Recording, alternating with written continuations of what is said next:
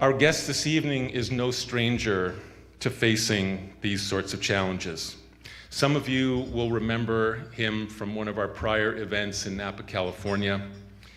He was the largest foreign investor in Russia up until 2005. He's an outspoken critic of Vladimir Putin, and he's dedicated his life to exposing corruption in Russia. He's the CEO of Hermitage Capital Management. He's the head of the global Magnitsky Justice Campaign, and he is the author of two phenomenal books, Red Notice and Freezing Order. Please welcome my friend Bill Browder.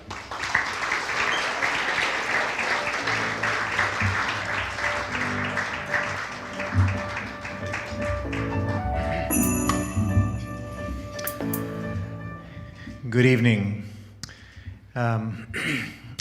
So Kevin invited me to Napa Valley in July of 2017 to speak to you, and I think there are some veterans of that speech.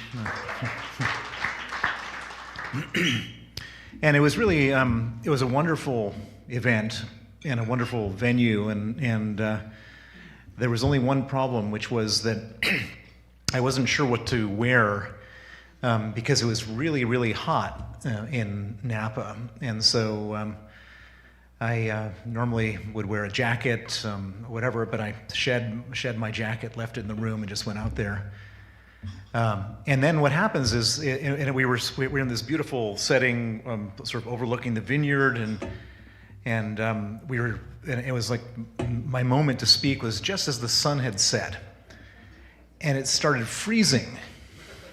And I was just wearing my shirt, and I had been a little sweaty, and I was freezing. And so I'm delighted to say that when coming here, I was freezing from the get-go. I'm really happy to be back, and Kevin, thank you for being a friend and ally. So, as Kevin mentioned, there's two books that I've written. My first one was Red Notice. And I wrote Red Notice, I should say that I had never intended to write any book. I was a hedge fund manager in Russia. I never, in college, wanted to be an author. I never had written anything longer than a 4-page monthly investment summary. But I had a really important story to tell, which was the story of my lawyer, Sergei Magnitsky, how he was murdered. I was talking about the Magnitsky Act, which was some justice for him. And it was sort of well structured for a book.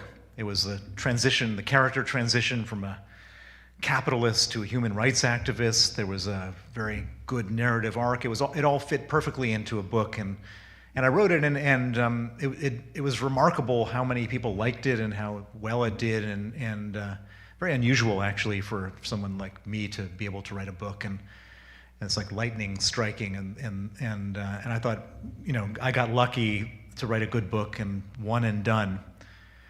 But after, and the book ended with the passage of the Magnitsky Act, and afterwards, so much crazy stuff happened that it really felt important to continue to tell the story that Putin had killed more people. He tried to kill other people connected to me. He got involved in trying to manipulate the U.S. political process. He did all sorts of stuff, and it was really important for me to write a second book. So in July of 2018, I sat down to write the second book. And I normally live in London, but I have a house in Aspen, Colorado, which was where I was in July of 2018. And so I set up my computer in my dining room, and I told all my children to stay out of the dining room for the next 4 hours.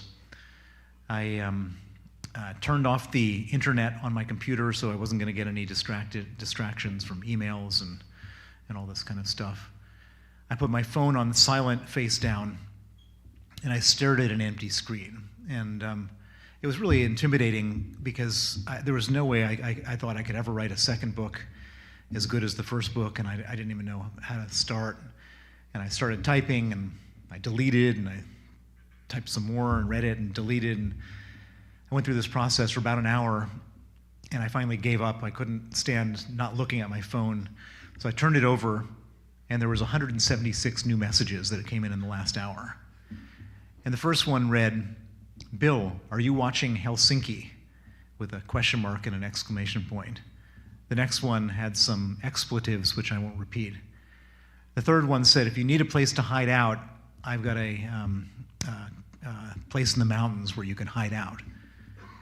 And what they were all talking about was that there was this summit that was taking place between Vladimir Putin and Donald Trump in Helsinki.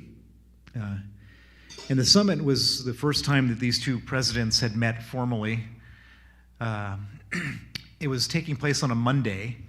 On the previous Friday, Robert Mueller, the special counsel who was investigating Russian interference in the 2016 election, had indicted 12 Russian military intelligence officers.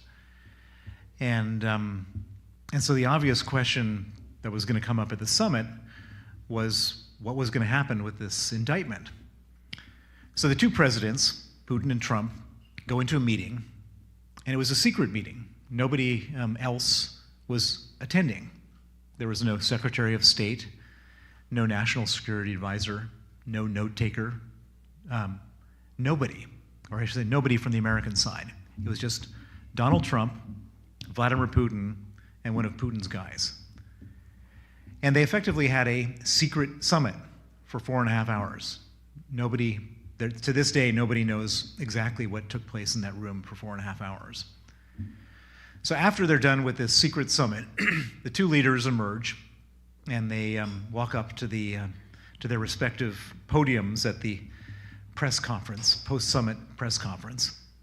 And Putin is looking very self-confident. He's standing tall. He's beaming self-confidence. Trump is kind of looking a little hunched and not good. They go up to their respective lecterns, and they get into the press questioning. And about 3 questions in, the Reuters journalist raises his hand, and he directs his question to Putin. And he said, "Mr. President, are you going to hand over these 12 Russian military intelligence officers?" Putin smiled. He'd been obviously waiting for this question and preparing for it all weekend. And he said, "Yes, it's entirely possible that we would hand over these individuals. But we would expect some goodwill and reciprocity from our American friends. And specifically, we would want them to hand over Bill Browder, me." So that wasn't very pleasant. I mean, of the 7 billion people on the planet, I was the one name that came up in this press conference. It was unpleasant, but it wasn't unexpected. Putin had been chasing me around since the passage of the Magnitsky Act with arrest warrants, with Interpol red notices, with death threats, with kidnapping threats, with all sorts of other nastiness. He had brought me up on many other occasions publicly. And so I almost kind of expected it. But what was unexpected was what happened next. About 3 questions later, another journalist raises his hand, and he directs the question to Donald Trump. And he says, "Mr. President, what do you think of Putin's offer?" And Trump, without missing a beat, said, "I think it's an incredible offer." That was unexpected. To have the most powerful man in the free world offering to hand me over to a dictator who wants to kill me was really, really awful. So the summit ends. The two presidents go in their respective planes at the Helsinki airport, and I'm expecting within any minute that the Trump's advisor, one of his advisors, would gather up the press corps on Air Force One or getting onto the airplane and clarify that what the president meant was that it was an incredibly bad offer or something like that. But there was total silence. So they get on their plane, Air Force One, they fly back to Washington.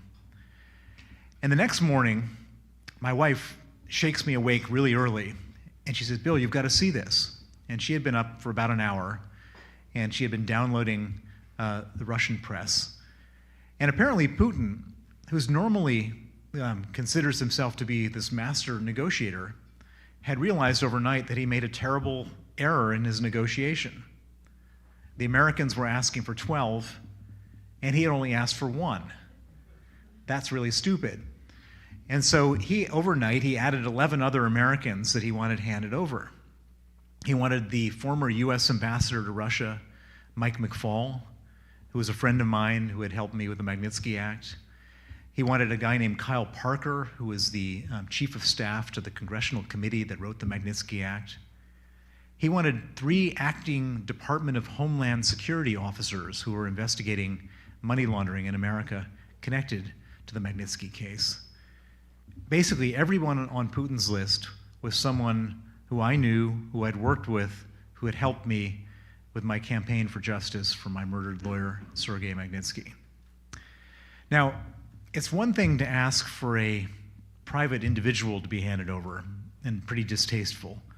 But it's another thing entirely for Putin to ask for a bunch of current or former US government officials to be handed over.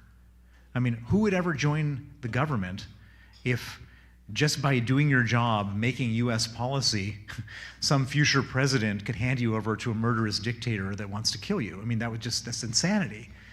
And so it would have seemed like within moments when Putin made that announcement, the US would have firmly pushed back on that and said, under no circumstances.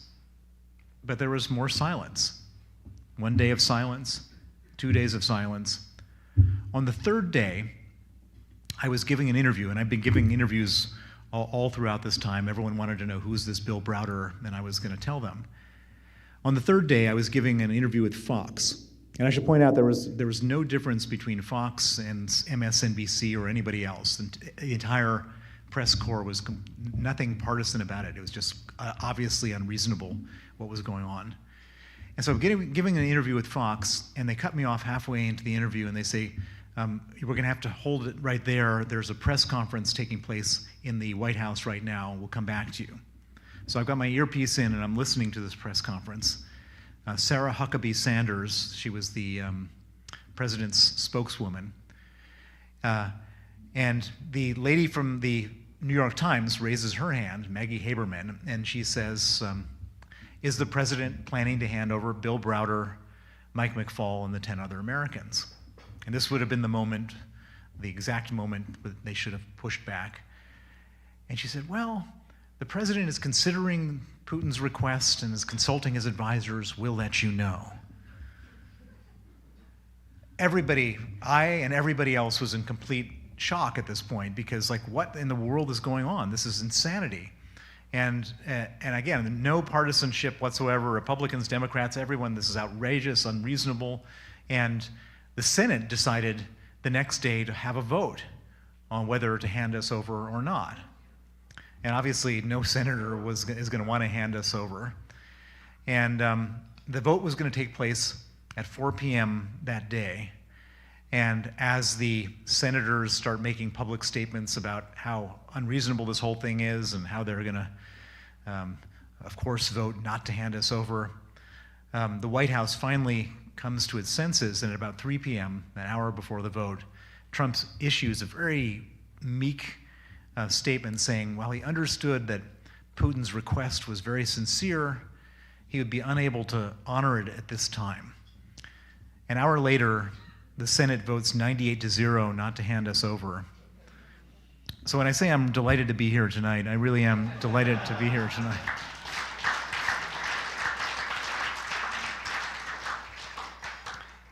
So how did I end up in this mess? And some of you have heard this part of the story, but for those who haven't, I think it's important to share it. I come from an unusual American family. My grandfather was a labor union organizer from Wichita, Kansas. And he was so good at organizing the union that he ended up getting invited to Russia in 1927. The communists said, if you like labor unionism, you're going to love communism. Come and check it out. So he goes to Moscow. He meets a Russian girl who becomes my grandmother. My father's born there. And 5 years later, in 1932, they return to America, and he becomes chairman of the Communist Party of the United States of America. So he becomes the head of the American Communist Party. He runs for president in 1936 and 1940 on the communist ticket against Roosevelt.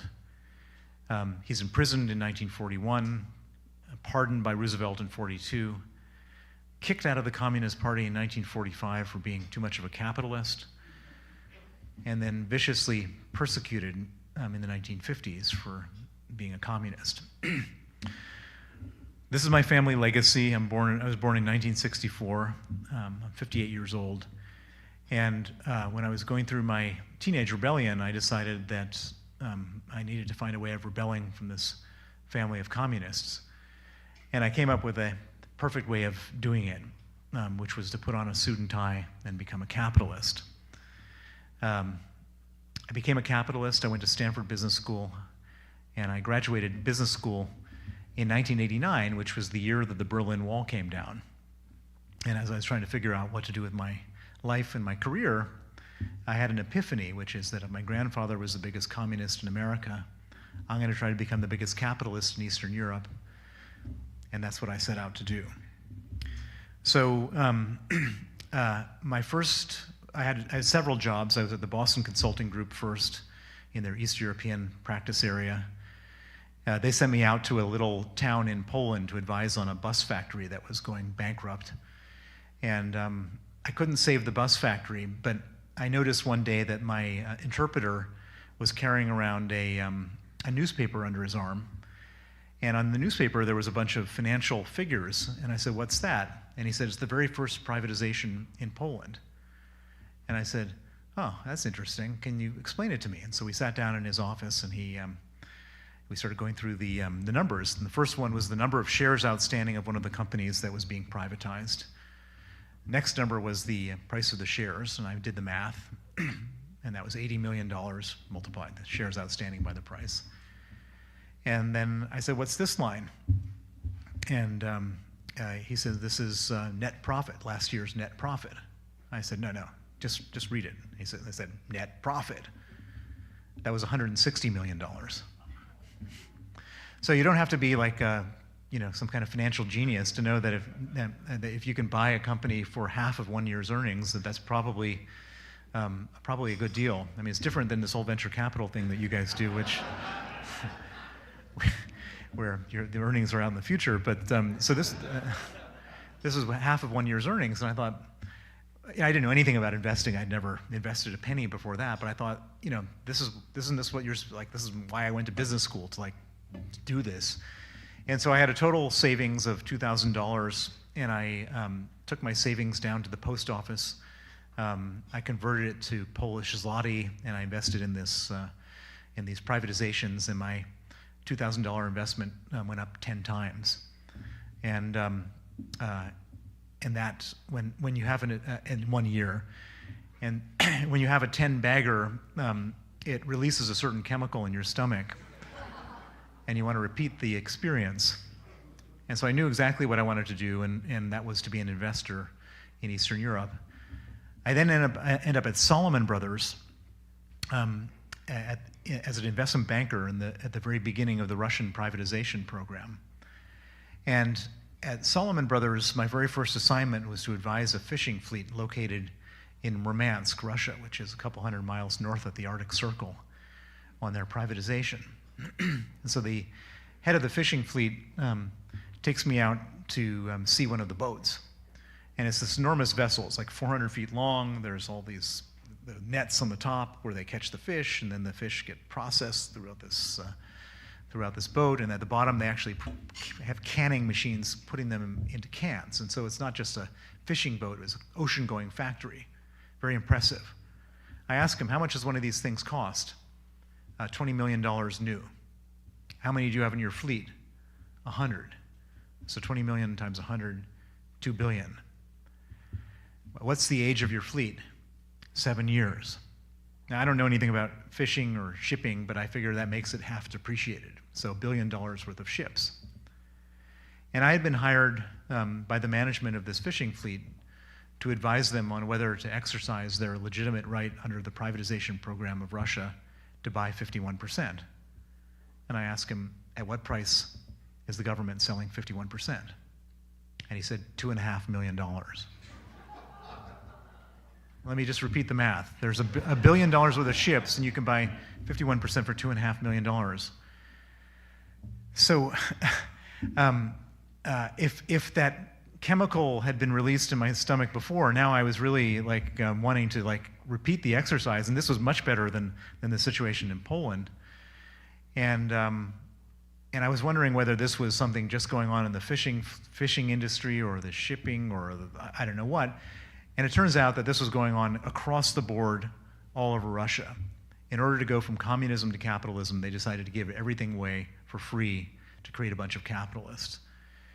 And so I ended up leaving Salomon Brothers, setting up an investment fund called the Hermitage Fund, moving to Moscow in 1996, and starting to invest. And it went unbelievably well.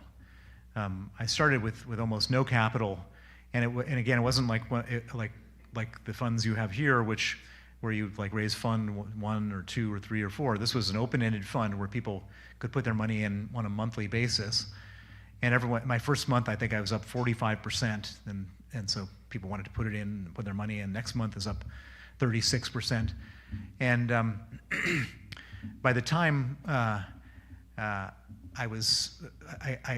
guess by 18 months in, I was up 865%, and I'd gone from $25 million to $1 billion of assets under management, which was just an enormous. This was back in the days when $1 billion was real money, and it was just an enormous amount of money, and an even more enormous amount of money for Russia, and then what happened was in 1998, the Russian government defaulted on their debt. They devalued their currency by 75%, and I lost $900 million of my $1 billion that I was managing. I went down 90%, which was horrifying because I was the face of the Russian stock market on the way up, and I became the face of the collapse on the way down. And I was even more horrified because I had convinced all these skeptical investors to give me money to manage, and I'd lost them 90% of their money. And so I was determined to try to get their money back. But at that moment in time, I discovered something really terrible, which is that the oligarchs, these people we all now know of, who owned, in most cases, between 51 and 96% of these companies, these oligarchs had behaved themselves up until that moment in time because they wanted access to Wall Street. There are all these fancy bankers from Goldman Sachs and Morgan Stanley who are running around Moscow with their Hermes ties, telling all these bankers that they could get money from Wall Street under the one condition that they didn't rip off their minority investors. And before this crash, the oligarchs were like, I don't know if I can do that, but I'd really like free money. And so a lot of them behaved themselves and didn't rip off their minority investors. And so, but after the crash, after everything went down 90% and after the currency was devalued, none of them had any incentive whatsoever to behave themselves, and there's never been any disincentive against misbehavior. And so the oligarchs embarked on an orgy of stealing, which has been unprecedented in the history of business. They were doing asset stripping, transfer pricing, embezzlement, dilution, everything on an industrial scale. And so I decided that not as a good investment strategy, but as my only survival strategy. They were going to try to steal the last 10 cents on the dollar that I had. And I needed to stop them. And so I decided to try to stop them from stealing. And there wasn't exactly like I had a lot of tools at my disposal. You couldn't go to the regulator and say these guys are stealing because the regulators were all cut in on the action. You couldn't go to the police, couldn't go to the parliament, couldn't go to anywhere really. The only thing that I could do was I could research how they were doing the stealing and then publicize the research.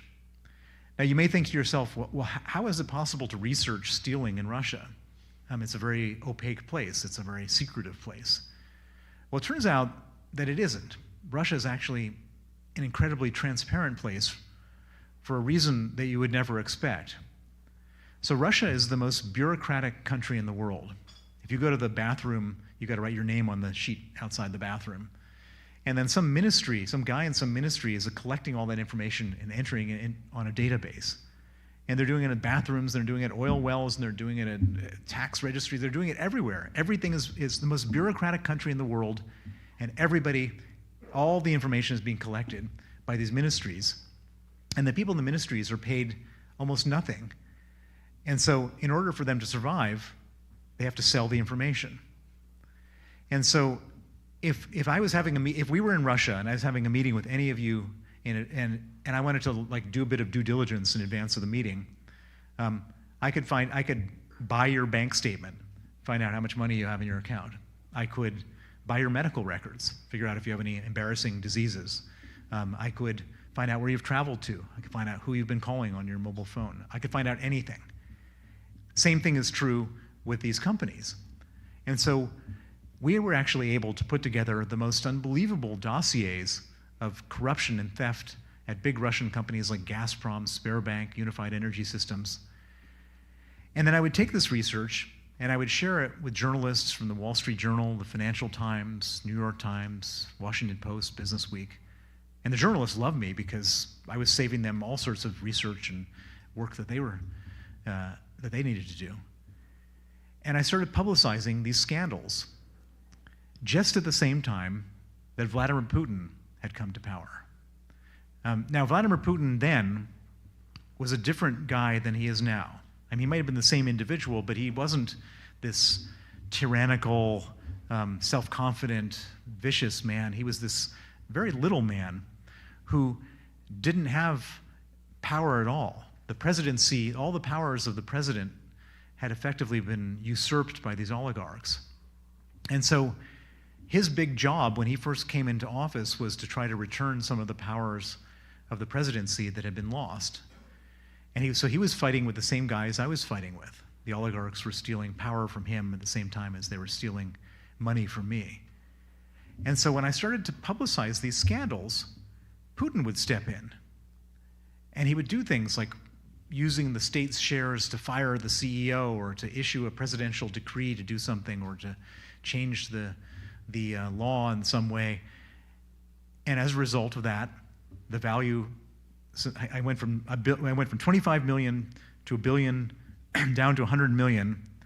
And as Putin was going through this exercise and as I was naming and shaming, I went from 100 million to $4.5 billion. It was up 45 times from the bottom of the market. And obviously I felt pretty good about myself as a fund manager. And I felt pretty good about Putin actually too, because here was this guy who was like, we were on the same side trying to go after the bad guys, and I had the best job in the world, making money and doing good in the same job. But it turned out that Putin's interest was not necessarily to clean up Russia. He just wanted to get rid of the guys he was fighting with, the oligarchs.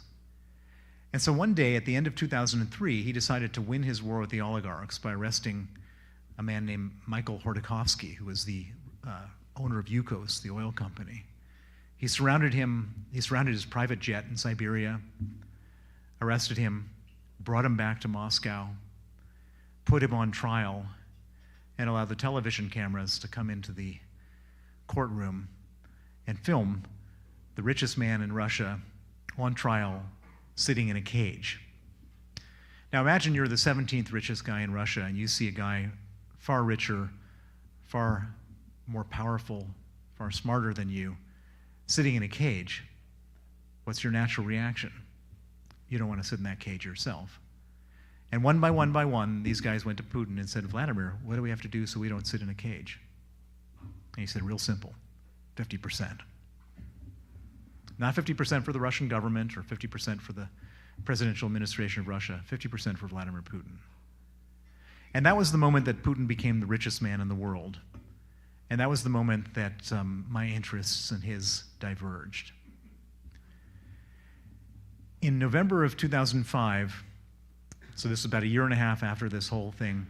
I was flying back to Moscow from a weekend trip to London, and I was arrested at the border.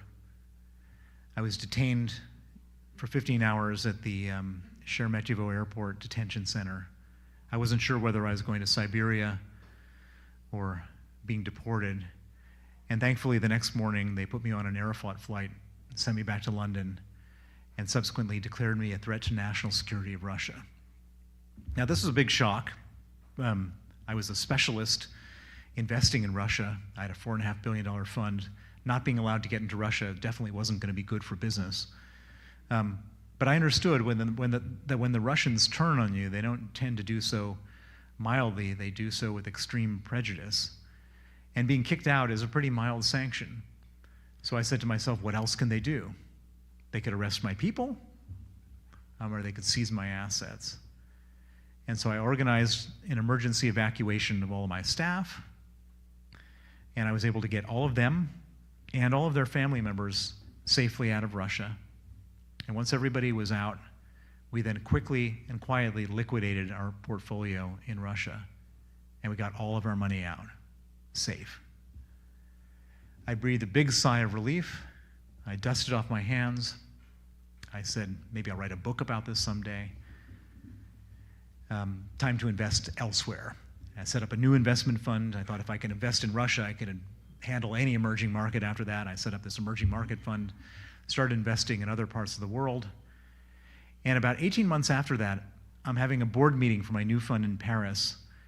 And I get this frantic call from the one employee I've left in Russia, who was a secretary, who was the lone person manning my empty office in Moscow, who I never spoke to, because I didn't think I kept the office in case the storm ever blew over, but I never thought that there was no reason to speak to her, because there's just nothing going on there.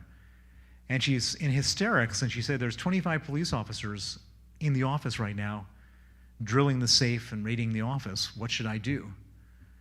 And I said, I don't know. Let me call up our lawyer. So I have an American lawyer in Moscow who I used for all my legal stuff. And I call him up. He sounds pretty distracted when I get him on the phone. And I tell him there's 25 police officers in my office. And he says, there's 25 police officers in my office looking for your documents. 50 police officers raiding both of our offices looking for the stamps, seals, and certificates for our investment holding companies, which at this point were empty. They find them at the law firm's office. They seize those documents. And the next thing we know, we no longer own our investment holding companies.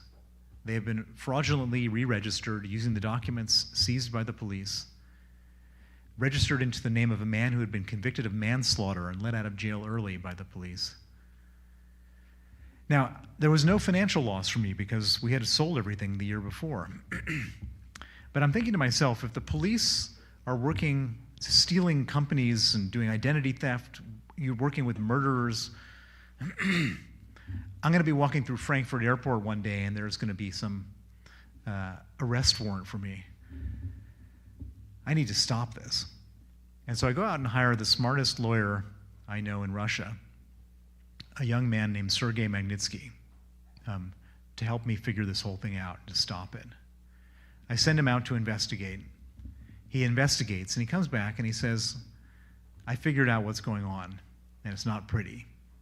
He said, there's two parts to the scam. The first part was they wanted to steal all of your money, but it failed because you took your money out.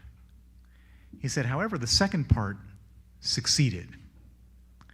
And what he explained was that when we sold everything, after I'd been kicked out, we had a profit of $1 billion, and we paid to the Russian government $230 million of capital gains tax. And what Sergei had figured out was that the people who stole our companies went to the tax authorities, and they said there was a mistake made in the previous year's tax filing. These companies didn't earn $1 billion. They earned zero. And they came up with a complicated way of explaining this. Therefore, the $230 million of taxes was paid in error, and we'd like that money back. It was the largest tax refund in the history of Russia. They applied for it on the 23rd of December, 2007. And it was approved and paid out the next day. So if I had legitimately overpaid $5,000 of taxes in 2006, I'd still be waiting for that refund right now. But they were able to get a $230 million tax refund in one day on Christmas Eve, the largest tax refund in the history of Russia. Now, Sergei and I were convinced that Putin is a nationalist and a patriot. He might be a bad guy, but would he allow his own officials to steal $230 million of their money? This was not my money. This was tax money, that their own tax money. And we were sure that if this was just brought to the attention of the right people, the top people, that the good guys would get the bad guys. And so we wrote criminal complaints to every different branch of Russian law enforcement. I gave interviews to all the TV, radio, newspapers explaining the scam. Sergei gave sworn testimony to the Russian State Investigative Committee, their version of the FBI. And we sat back and waited for the good guys to get the bad guys. Well, it turns out that in Putin's Russia, there are no good guys. And 5 weeks after Sergei testified, the same police officers he testified against came to his home on the 24th of November 2008. They arrested him, they threw him in pretrial detention, and then they began to torture him to get him to withdraw his testimony. They put him in cells with 14 inmates in 8 beds and left the lights on 24 hours a day to impose sleep deprivation. They put him in cells with no heat and no window panes in December in Moscow, so he nearly froze to death. They put him in cells with no toilet, just a hole in the floor where the sewage would bubble up. They'd move him from cell to cell to cell in the middle of the night. And the purpose of all this was to get him to withdraw his testimony against the corrupt police officers. And they wanted to get him to sign a false confession to say that he stole the $230 million, and he did so on my instruction. And they figure, here's a guy who wears a red tie and a blue suit. He goes into a fancy American law firm every morning. He buys his Starbucks coffee. He'll buckle within a week. But they completely misjudged Sergei Magnitsky. Sergei was a man of incredible integrity. For him, the idea of perjuring himself and bearing false witness was more upsetting than the physical pain they were subjecting him to. And he refused. And as a result, the torture and the pressure got worse and worse. And about 6 months into this, his health started to break down. He ended up getting terrible pains in his stomach. He lost 20 kilos. He was diagnosed as having pancreatitis and gallstones and needing an operation, which was scheduled for the 1st of August, 2009. A week before the operation, they come to him again, ask him to sign a false confession. Again, he refuses. In retaliation, they move him from the prison that had a medical facility to a maximum security prison called Butyrka, which is considered to be one of the most horrific and most awful prisons in Russia. And most significantly for Sergei, at Butyrka, they have no medical facilities. And at Butyrka, his health completely breaks down. He goes into a terrible downward spiral, constant, agonizing pain. He's desperate for medical attention. He and his lawyers write 20 different desperate requests for medical attention to every different branch of the criminal justice system. And every one of those requests was either ignored or denied in writing. On the night of November 16th, 2009, Sergei Magnitsky went into critical condition. On that night, the Butyrka authorities didn't want to have responsibility for him anymore. So they put him in an ambulance and sent him across town to a different prison that had a medical wing. But when he arrived there, instead of putting him in the emergency room, they put him in an isolation cell. They chained him to a bed, and 8 riot guards with rubber batons beat him until he died. That was November 16th, 2009, 13 years ago. Sergei Magnitsky was 37 years old. He left a wife and 2 children. I got the news the very next day, and it was the most horrific, traumatic, heartbreaking, life-changing news I could have ever gotten. Sergei Magnitsky was killed because he worked for me. He was killed as my proxy, and he'd still be alive today if he hadn't been my lawyer. And so when I was finally able to clear the fog of heartbreak and hysteria to think clearly, I made a vow to his memory, to myself, and to his family that I was going to put aside everything else that I was doing and devote all of my time, all of my energy, and all of my resources to go after the people who killed him to make sure they face justice. And for the last 13 years, that's what I've been doing. Originally, I thought there was some chance of getting justice inside of Russia. Sergei had written everything down. He wrote, during his 358 days in detention, he wrote 450 criminal complaints documenting who did what to him, where they did it, how they did it, when they did it. He would write these up by hand them to his lawyer once a month. The lawyer would file them. They would be ignored or denied, but we got copies. And from those copies, we had the most well-documented case of human rights abuse that's probably ever come out of Russia. And from that, I thought that they'd have to throw at least some of the low-level people under the bus. They'd have to prosecute somebody for this horrific crime. But that didn't happen. They circled the wagons. The Putin regime circled the wagons. They gave promotions and state honors to some of the people who were most complicit. Putin personally got involved in exonerating every single official involved. And in the most cynical and despicable miscarriage of justice, they put Sergei Magnitsky on trial 3 years after they killed him, in the first ever trial against a dead man in the history of Russia. They put me on trial as his co-defendant. We were both found guilty. They couldn't do anything more than killing him. To him, they sentenced me to 9 years in absentia. It became obvious well before this crazy trial that we weren't going to get any justice in Russia. So I said, how do we get justice outside of Russia? And that's when I came up with this idea, which is that these people who killed Sergei did it because they did it to steal $230 million. They don't keep that money in Russia. They keep that money in the West.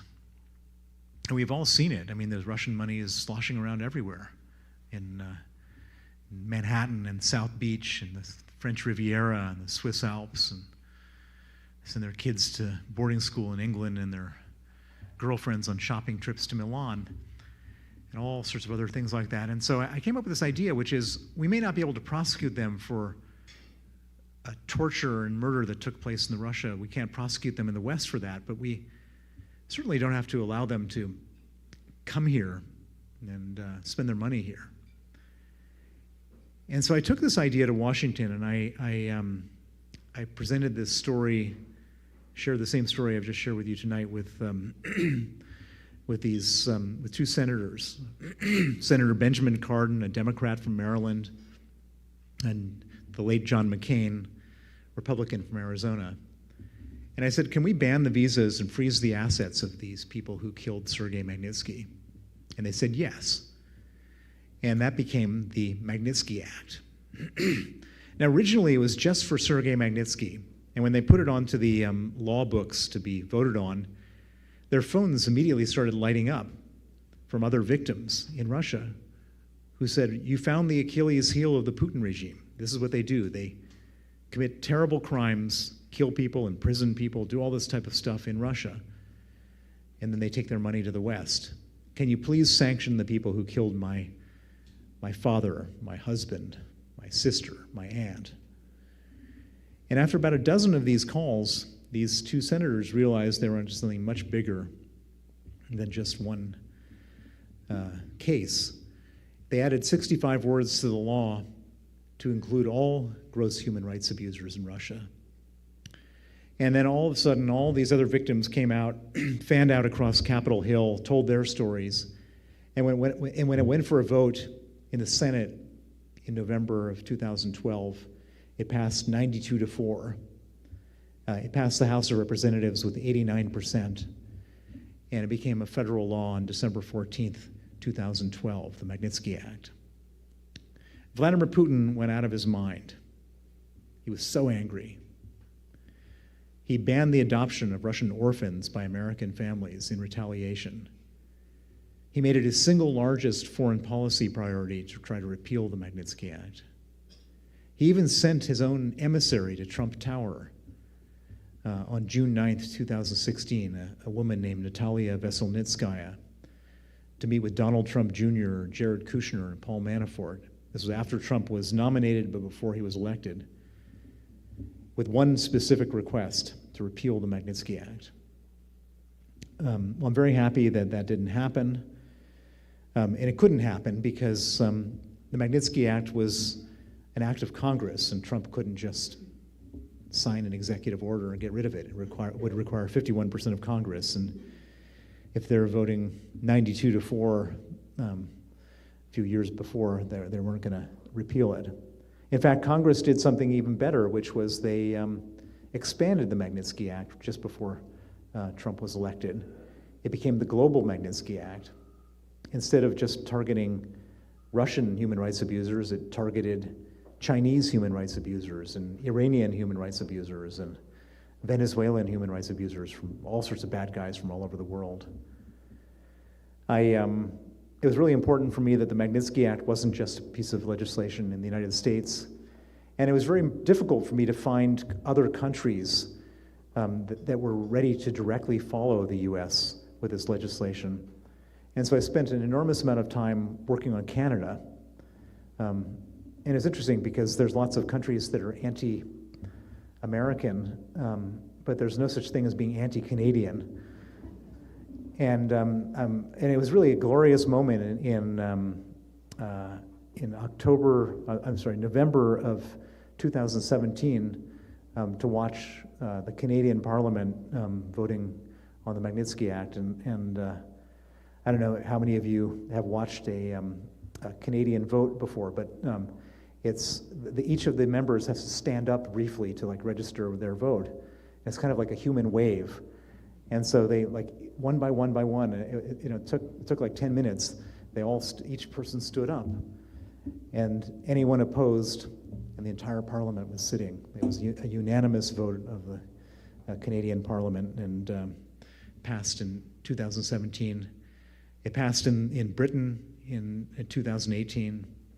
The Magnitsky Act passed in the European Union in 2020. It passed in Australia in 2021. There are now 35 countries with the Magnitsky Acts all around the world, and it's become the tool that's being used. It's the tool that's now being used for all these terrible people in the Putin regime who are involved in this war in Ukraine. And I could have never imagined that one man's death, my lawyer's death, would lead to this huge international justice movement, this law that's being used all over the world, that's being used in this war and being used everywhere.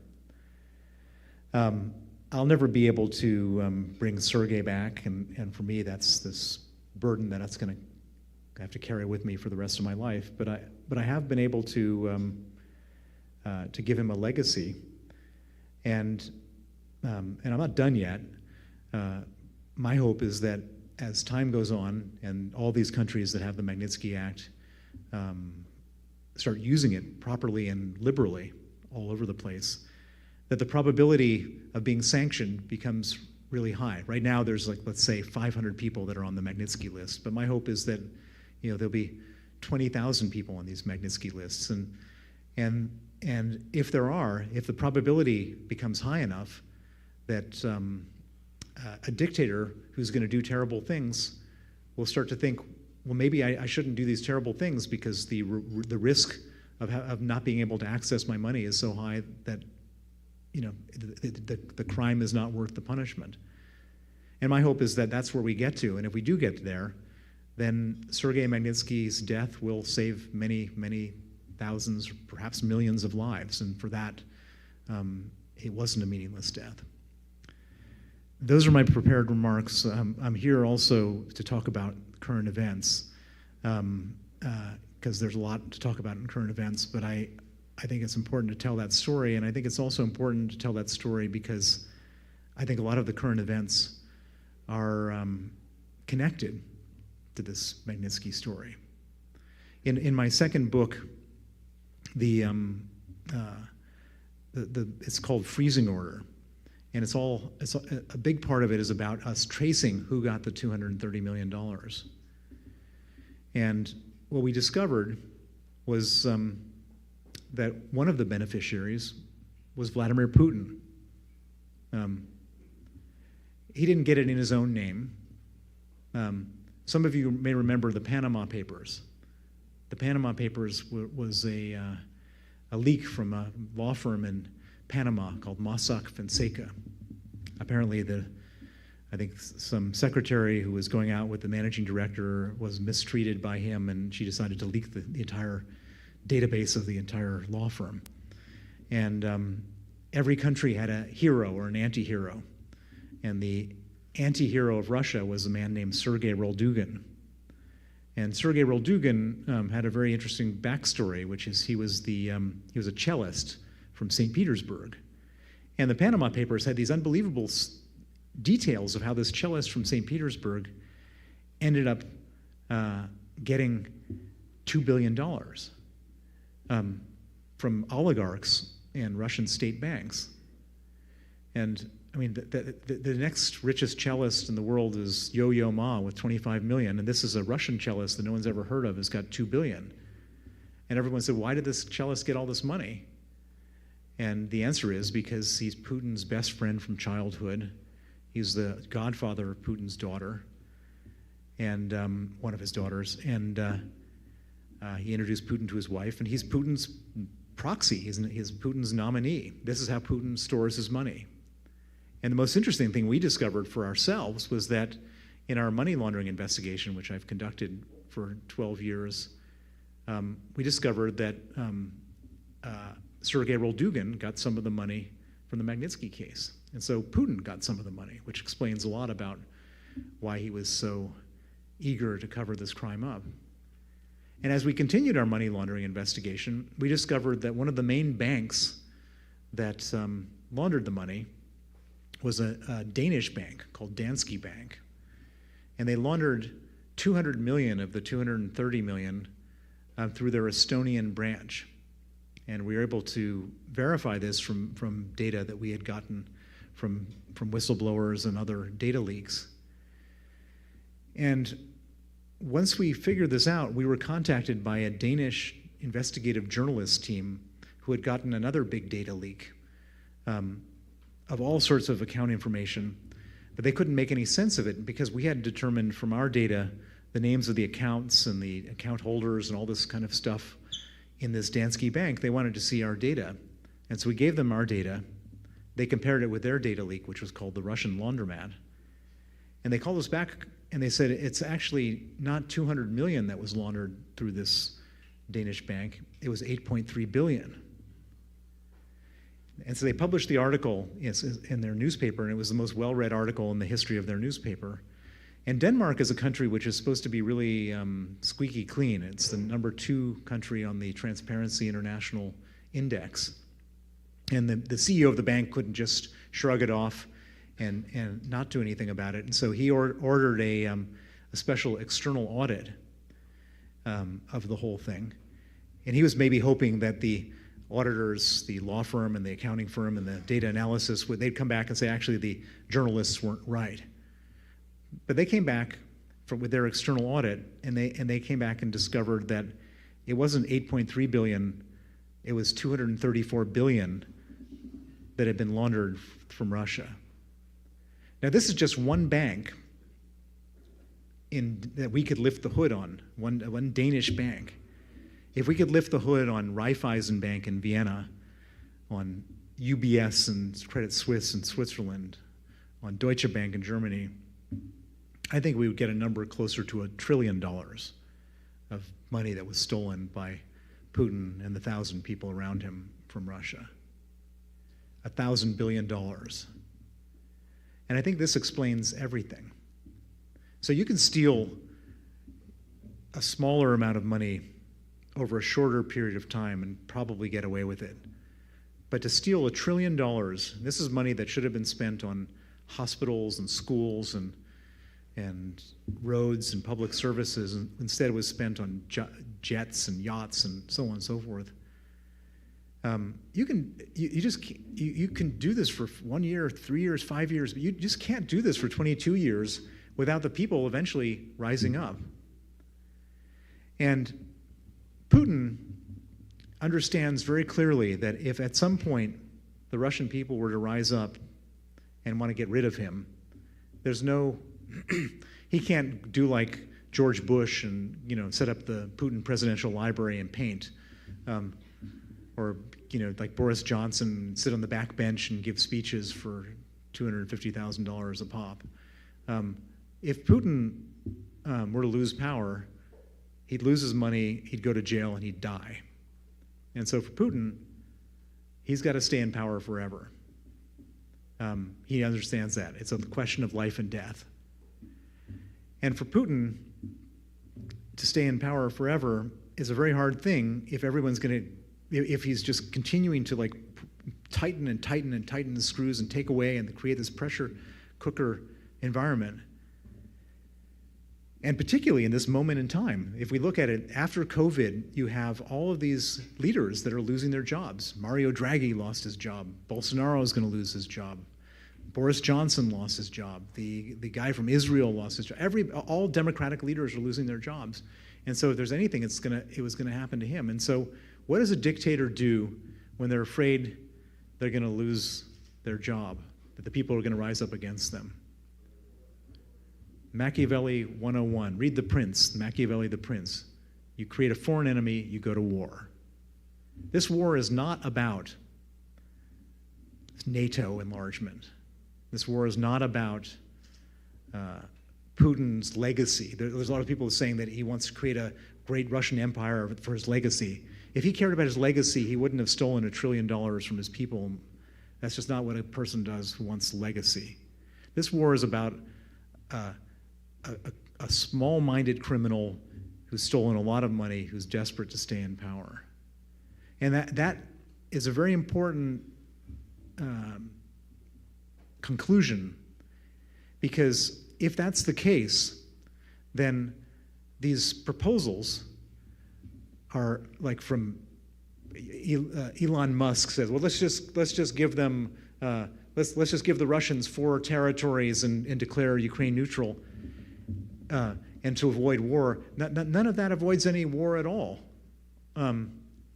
because Putin, he doesn't care about that stuff. He just wants to be at war. And so there's only one of 2 outcomes that can come from this whole thing. Either the Russians win or the Ukrainians win. And if the Russians win in Ukraine, then I guarantee you they're going to be at the Estonian border next. And if they're at the Estonian border next, they'll point their guns at Estonia, which is a NATO member, and probably point a few nukes at us, and then watch us go crazy on our talk shows about, wait a second, why do we have this Article 5 of NATO where we have to go to war with Russia? The Americans, the British, and the Russians and the Ukrainians signed a treaty called the Budapest Memorandum, where they basically said if they give up their nuclear weapons, that we would guarantee their integrity, their territorial integrity. The Ukrainians gave up their nuclear weapons, and what happens? We also, well, actually, it wasn't a treaty, it was just a memorandum, so never mind. I guarantee you that we would have that same conversation about NATO, and that's what Putin would be hoping for. And if we have that conversation and then we give up NATO, then all hell is going to break loose in the world. And so we cannot allow the Ukrainians to lose this war. And at the moment, we've given the Ukrainians enough so they're not losing the war, but we're not giving them enough to win the war. And there's a lot of people in the US government and other governments that are kind of wanting to hold back on giving the Ukrainians what they actually need militarily to win this war. And there's a lot of people that are saying, we don't want, that he's threatening nuclear war. If we're going to cave into his threats of nuclear war right now over Ukraine, then why not just cave over every place? Because, if he's going to do it for Ukraine, why doesn't he do it for Germany or anywhere else? And so this is really an existential, we're at a moment of existential crisis, and the Ukrainians at the moment are doing a good job, but I hate to say this, and people always criticize me for being a bummer speaker, but I'm not sure how I can see this thing ending. I don't see that there is no. It's hard for me to see that the Russians can win this war because the Ukrainians have enough to stop them, but I don't think the Ukrainians have enough to win the war either. And so I can imagine this thing carrying on. And will Putin, do a nuclear attack? He could. He's a psychopath. I think we're a long way away from that. He's got a lot of other things up his sleeve to cause trouble. I mean, who would have thought that he would decide to just bomb every power plant in Ukraine right now before the winter? That's pretty clever. Make them freeze to death in the winter. That's not a bad, sort of out of, control military strategy. Could he blow up our internet cables? Sure. Pipelines? Absolutely. And all sorts of other stuff that we can't even imagine because no one's ever done it before. That's how Putin is probably going to behave in the coming years and months and so on. Anyways, let me as now that I've really bummed you out, let me answer any questions because I'm sure you have a lot of questions and I can. So we're going to have some runners. So if anyone has a question, just raise your hand and we'll bring the mics up to you. One over there. Bill, sorry. So thank you for a really, really good talk. I have a question about something I didn't see in the freezing order. So you constantly face this really terrible odds. You're literally taking on a country and doing so at a very considerable personal risk, right? What about everyone else, right? Like your family, your wife, your kids. There's adverse effects throughout everyone. What about the conversation that somebody had with you saying, is it worth it? How did you respond to that conversation? Well, it's a really impossible position to be put in when somebody is murdered.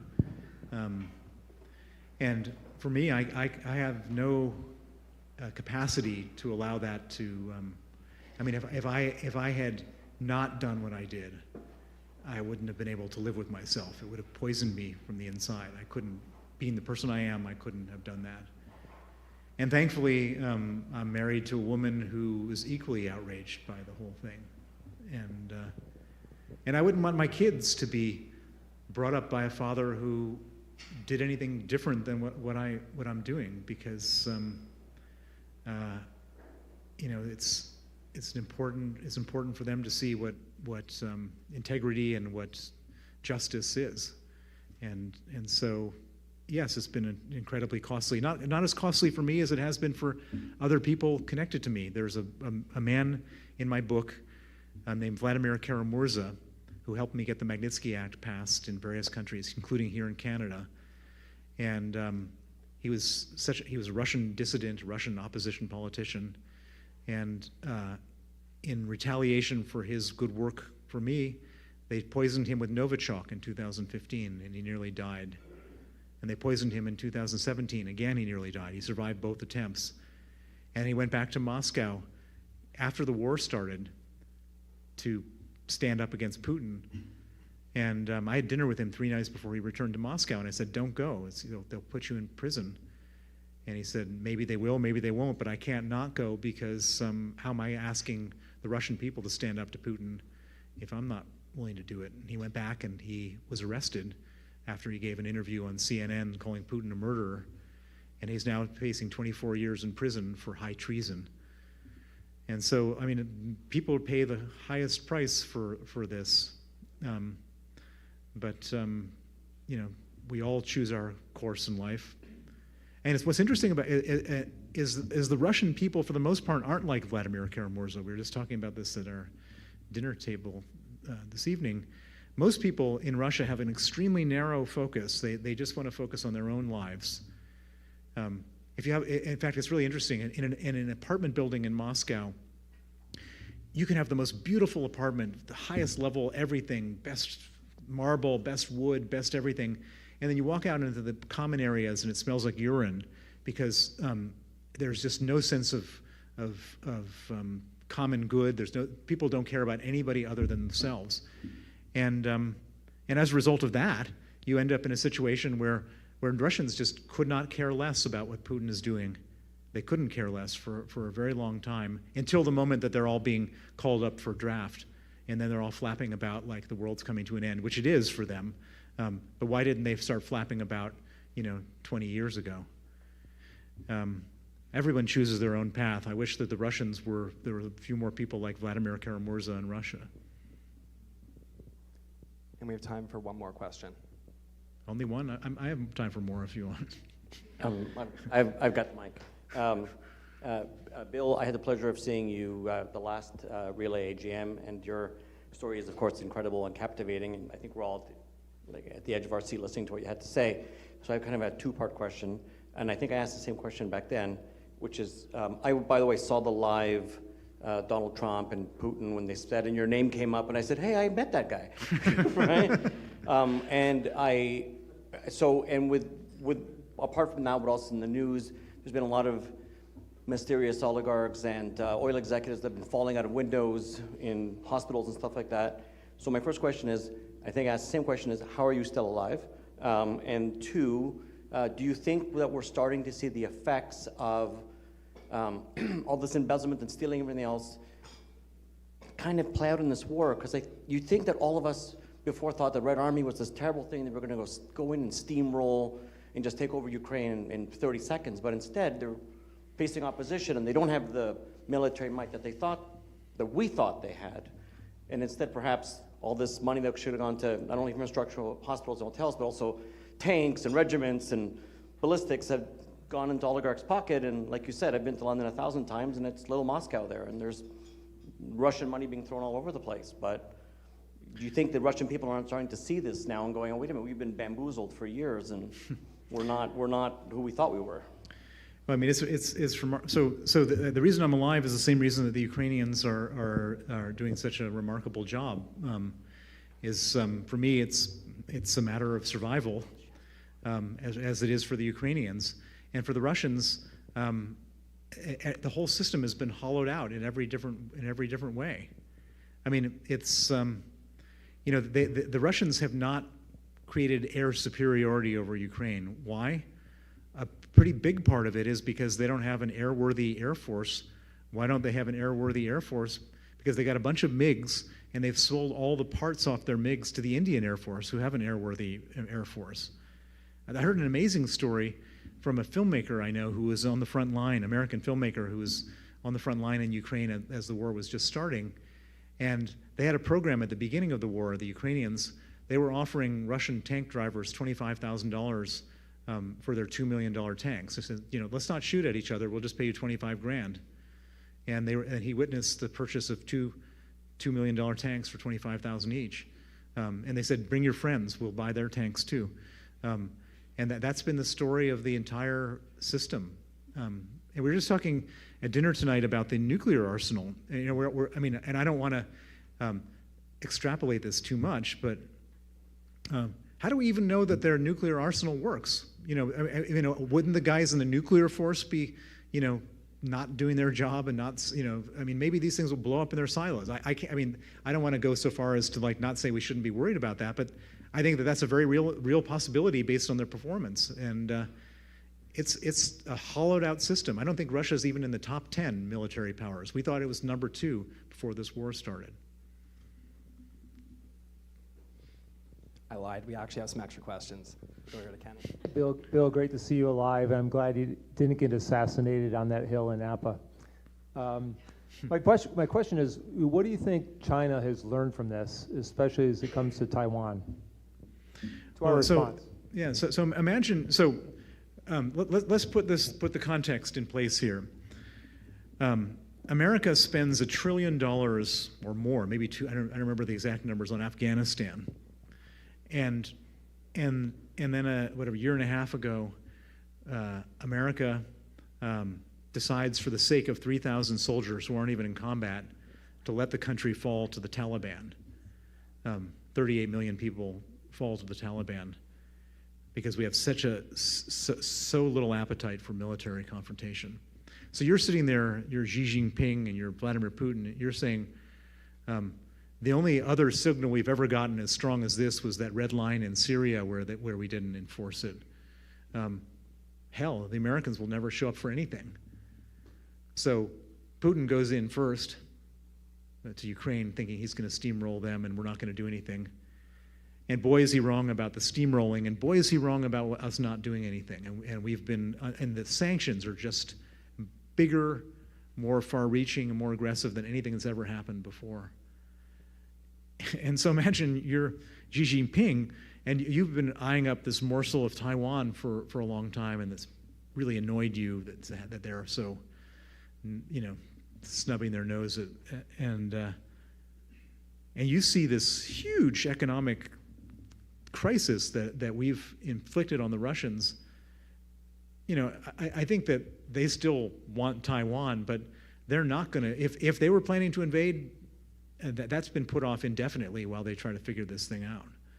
And so I think that this is not just for these two guys, but for every dictator out there who thinks these symbols this is hugely important, not just for the Ukrainians, but for every country that has, where people are eyeing up their borders. And so I think this is really important for China. And on a commercial basis, everybody thought, okay, the Chinese companies are going to come in and take the place of the American companies. And MasterCard and Visa pulls out. Alipay is going to show up. But Alipay doesn't want to get on some sanctions list, for the rest of the world, for some little country like Russia. And so the Chinese have not showed up to replace the Americans that have pulled out on a commercial basis. And so I think this is really a true watershed moment for the good guys in giving a really big black eye to a bad guy and sending the message that this could happen elsewhere as well. So, Bill, just to follow up on Kenny's question, just coming in from the Russian angle, so what is that exit ramp for Putin right now? There's a great little image on Twitter, which was the Kirsch Bridge, and that's the exit ramp. He can go back. We don't have to give Putin an exit ramp. Putin is a thug. He only understands power and hard boundaries. He can come up with his own exit ramp. It's not for us to give him a dignified way out. In fact, it sends a terrible signal if we give him a dignified way out. What it sends a signal is that he still has some hold over us. We should just give the Ukrainians everything they need to not just to not lose, but to win the war. That means longer range artillery. That means stopping buying Russian oil and gas, and that means hard secondary sanctions on countries that are involved in evading sanctions, and let the course of this war take its natural course. I don't think we should give them an exit ramp or save face, and it really annoys me when I hear Macron and others saying that, because what does he deserve an exit ramp for? Bill, on behalf of everyone here, I just wanted to thank you for coming to speak with us today. It was truly amazing and one we'll never forget, so thank you. Thank you.